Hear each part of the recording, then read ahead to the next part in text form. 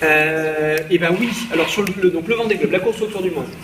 Donc je vous refais un peu là rapidement, mais on part de France, on descend l'Atlantique, Atlantique Nord, Atlantique Sud. Là on traverse une zone qui s'appelle le Poteau Noir. Hop, on arrive dans les mers du Sud, donc là on tourne à gauche. On traverse donc l'océan Indien, l'Australie, la Nouvelle-Zélande, on traverse le Pacifique, on passe sous le Cap Horn, qui est là à la fin de l'Amérique du Sud. Vous voyez, on fait le tour, si on regarde comme ça, on fait le tour de l'Antarctique. Hop, on remonte l'Atlantique et on remonte au sable.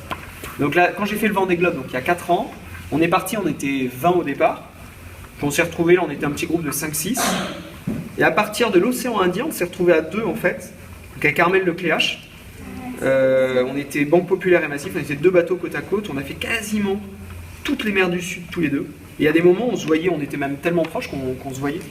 On était à 2-3 000, à quelques kilomètres. Et puis après le Cap Horn, on a pris des options un tout petit peu différentes, donc j'ai réussi à être un tout petit peu devant lui, mais je n'étais pas très loin devant lui, et après on ne le voyait plus là pour toute la journée. Mais non, ce qui est assez rigolo, c'est que là dans le Pacifique, on était côte à côte à se voir, et c'est assez marrant parce que c'est quand même un endroit du monde où il n'y a pas grand chose. Hein, alors, ce que je disais tout à l'heure à vos petits collègues là, de primaire, le Pacifique, là, quand même, la planète, il faut quand même savoir qu'il y a quand même plus d'océans que de terre. Et le Pacifique, c'est le plus grand océan du monde. Si vous voyez la Terre comme ça, c'est tout bleu. Alors, il y a plein de petites îles, hein, mais en moyenne, il y a quand même plus de mer que de terre. Et dans l'endroit où on passe sur le Vendée Globe, on passe par là.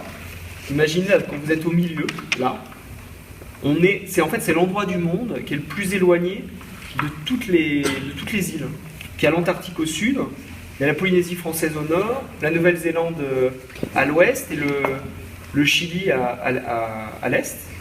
Et donc là, quand on est ici, il y a, alors je ne sais pas le chiffre exact, mais il doit y avoir 3 ou 4 000 km avec la Terre la plus proche.